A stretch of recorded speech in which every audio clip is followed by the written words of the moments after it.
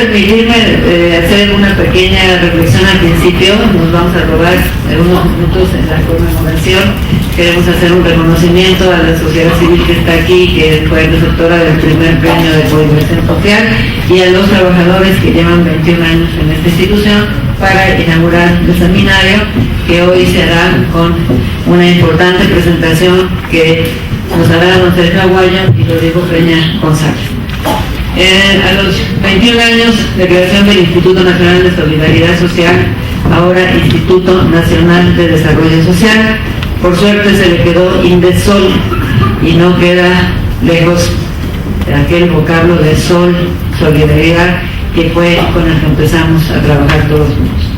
Y 20 del establecimiento del Fondo de Coinversión Social, hoy programa de coinversión, y nos pareció obligado valorar la pertinencia de la creación de estos mecanismos institucionales de relación entre el gobierno y la sociedad para ir creando nuevas formas de relación y abrir nuevos horizontes en el periodo que hoy nos ocupa.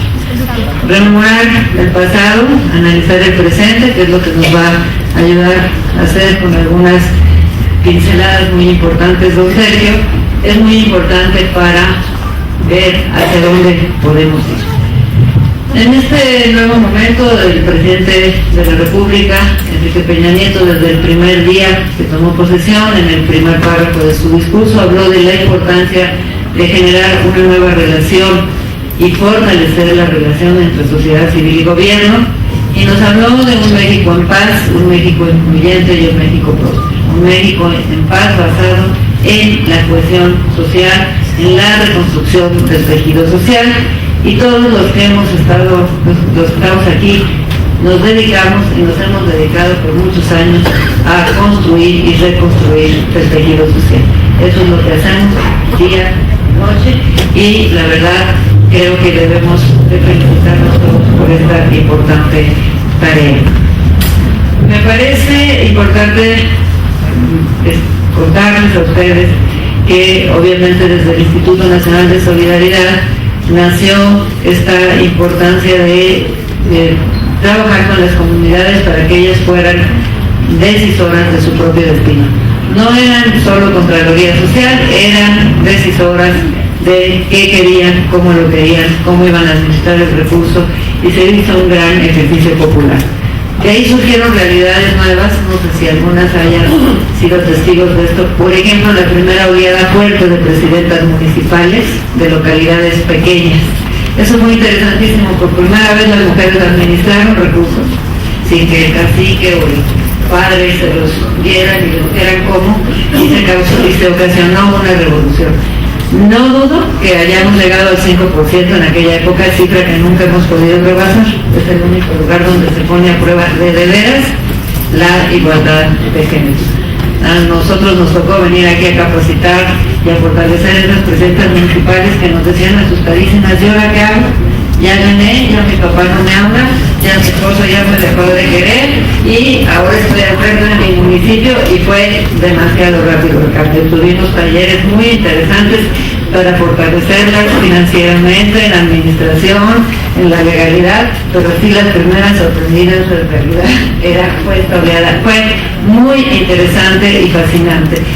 Se los cuento porque estos pequeños ejemplos nos hacen ver cómo a veces una medida, una política pública puede cambiar así de golpe una tendencia tan discriminatoria como la que hemos vivido por muchos años en la igualdad de las mujeres. Cuando se crea la Secretaría de Desarrollo Social, se crea con la idea, tenía un gran acordio, de una reforma del Estado en que hubiera tres pilares muy fuertes: la gobernabilidad, la famosa gobernación, las finanzas y lo social, que tuvieran el mismo peso, y conjunta todos los instrumentos que podían ayudar a planear y a promover el desarrollo regional. Por eso se conjunta planeación urbana, la sustentabilidad, el medio ambiente, se suma lo que antes era el INI para que los grupos indígenas fueran creadores y promotores del desarrollo de sus propias regiones, los famosos presupuestos, los ramos 33 que se articularían de manera federalista en los estados, etcétera, y se crean incluso empresas de solidaridad para hacerlo de manera productiva.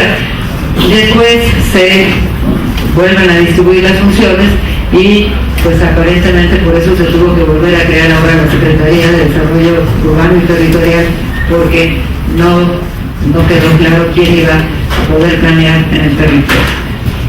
Se suma más tarde el Fondo de Coinversión Social que se crea con Colosio. Colosio crea una coordinación de vinculación social que me toca a mí, en esa palabra.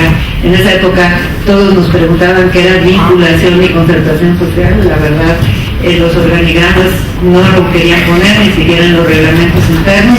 Decían, es relaciones públicas, no.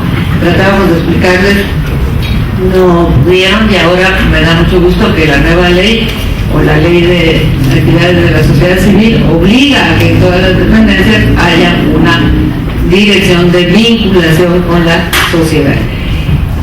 De ahí en algún momento planeamos una reunión en el CIES, muchos de los de aquí estuvieron, si ojalá alguien pudiera levantar la mano los que estuvieron en aquella reunión del CIES, que fue realmente muy emocionante. Un viernes en la noche habían confirmado 200 organizaciones, aquí muy a la mexicana, el lunes en la mañana eran 600, pues no había ni dónde comer ni qué hacer, pero fue realmente estimulante, y ahí nace el primer fondo de coinversión social.